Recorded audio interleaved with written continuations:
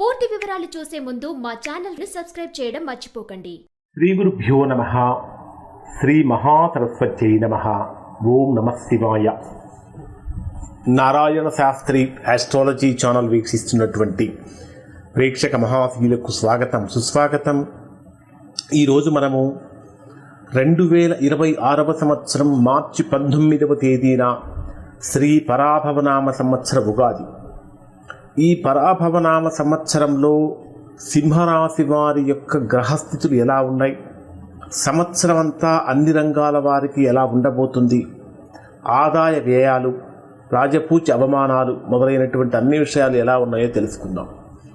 సింహరాశిలో ఉండేటటువంటి ప్రధానంగా నక్షత్రాలను కనుక పరిశీలించినట్లయితే మఖా నక్షత్రంలో ఉండేటటువంటి 4 పాదాలు, పుబ్బా నక్షత్రంలో ఉండేటటువంటి 4 పాదాలు, ఉత్తరా నక్షత్రంలో ఉండేటటువంటి మొదటి పాదం, మొత్తం 9 పాదాలు కలిపి మనకు సింహరాశిలో ఉంటాయి.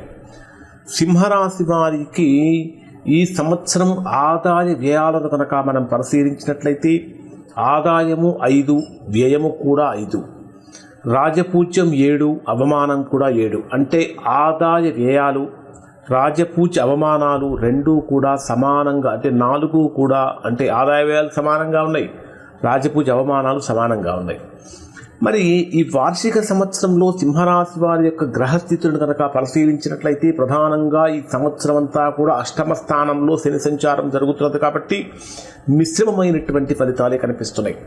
2026 సంవత్సరం మార్చి 19న ప్రారంభమయ్యేటటువంటి పరాభవనామ సంవత్సరంలో సింహరాశి వారికి మిశ్రమమైన ఫలితాలు కనిపిస్తున్నాయి. ఇప్పుడు మనం చెప్పేటటువంటివి జనరల్గా అందరినీ బేస్ చేసుకొని చెప్తాం.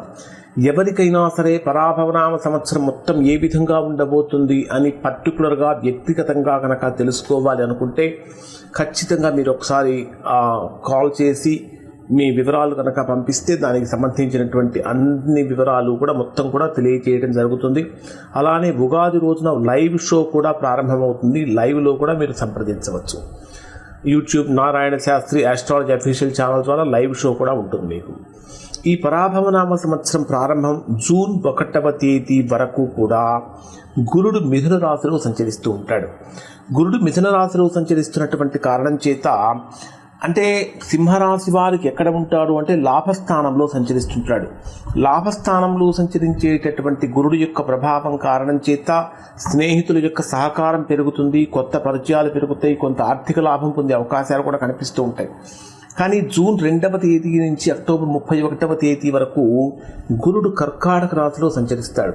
వాస్తవంగా గురుడికి కర్కాటక రాశి ఉచ్చస్థానమే అయినప్పటికీ సింహరాశి వారికి అది 12వ స్థానం, వ్యయస్థానం అవుతున్నటువంటి కారణం చేత కొన్ని ఖర్చులు పెరగటం, ఆలోచనలు ఎక్కువగా పెరగటం, చేసేటటువంటి పనుల్లో కొద్దిగా ఆలస్యం కనిపించడం, ఇవన్నీ కూడా జరుగుతూ ఉంటాయి.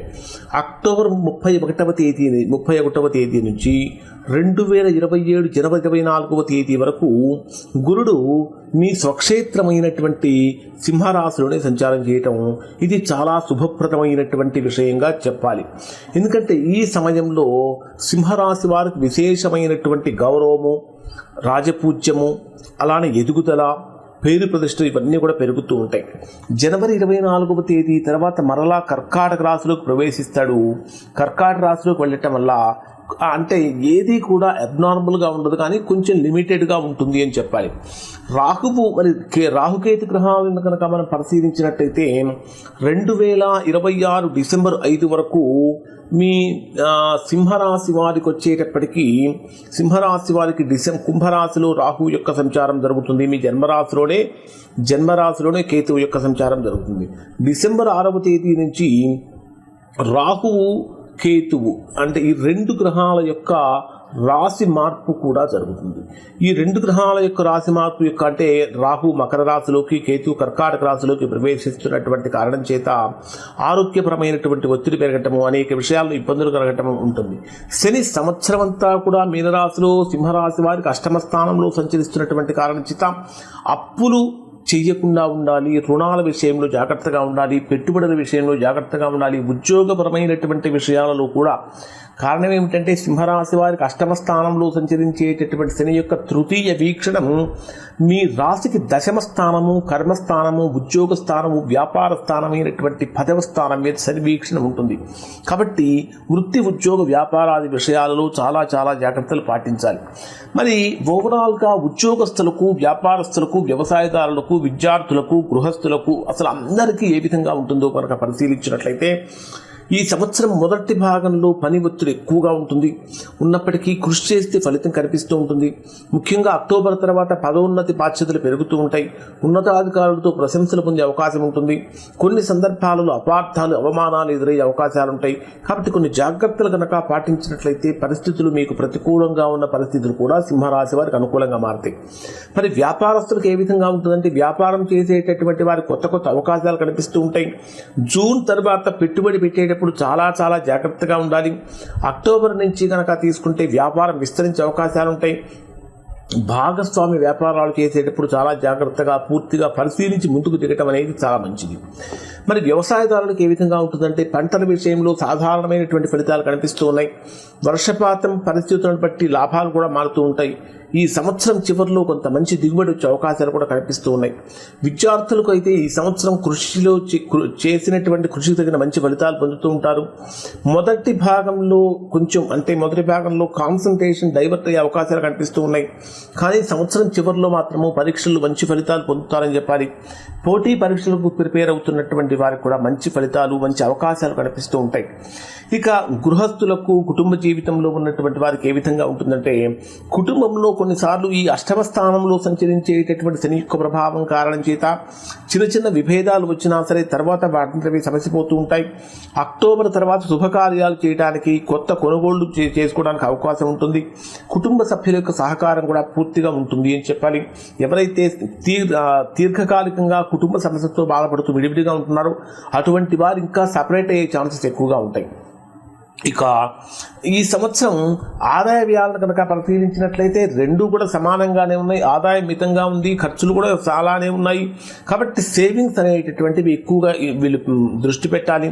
ఈ సంవత్సరం సింహరాశి వారికి షేర్ మార్కెట్లు, స్టాక్ ఎక్స్చేంజ్ లాంటివి పెద్దగా కలిసి వచ్చేటటువంటివి కాదు. ఈ సంవత్సరం వీరికి లక్కీ నెంబర్స్ను కనుక తీసుకుంటే 1, 3, 5, 9 అనేటటువంటి లక్కీ నెంబర్స్. లక్కీ కలర్స్ కనుక తీసుకుంటే gold, orange, red colours lucky colours అని చెప్పాలి. లక్కీ డేట్స్ కనుక తీసుకుంటే ప్రతి నెలలో కూడా 1, 10, 19, 28 తేదీలు సాధారణంగా వీరికి అనుకూలంగా ఉంటాయి. ఓవరాల్గా కనుక పరిశీలించినట్లయితే ఈ సంవత్సరం సింహరాశి వారికి మొదట్లో మిశ్రమమైన ఫలితాలు ఉన్నప్పటికీ అక్టోబర్ తర్వాత ఫలితాలు బలపడి అదృష్టం కూడా బలపడేటట్టు అవకాశం కనిపిస్తుంది. కృషి, సహనము, సరైన నిర్ణయాలు కనుక తీసుకుంటే ఆదాయం పెరుగుతుంది, గౌరవం కూడా పెరుగుతుంది, ఎదుగుదల కూడా సాధ్యమవుతుంది. ఇంకా ఇప్పుడు చెప్పినటువంటి ఫలితాలు అందరికీ, అంటే సింహరాశిలో ఉన్నటువంటి అందరికీ చెప్పినటువంటివి. మీ వ్యక్తిగత జాతకంలో కూడా ఇంకా ఏమైనా దోషాలు కనుక ఉంటే గొప్ప ఫలితాలు పొందలేరు. అటువంటి సందర్భంలో ఒక్కసారి మీరు మీ యొక్క వ్యక్తిగత జాతకాన్ని విశ్లేషణ చేయించుకొని దోషం ఎక్కడుందో తెలుసుకొని దోష నివారణ కనుక చేయించుకుంటే సత్ఫలితాన్ని పొందుతారు. ఇవి సింహరాశి వారి యొక్క వార్షిక ఫలితాలు. శుభం.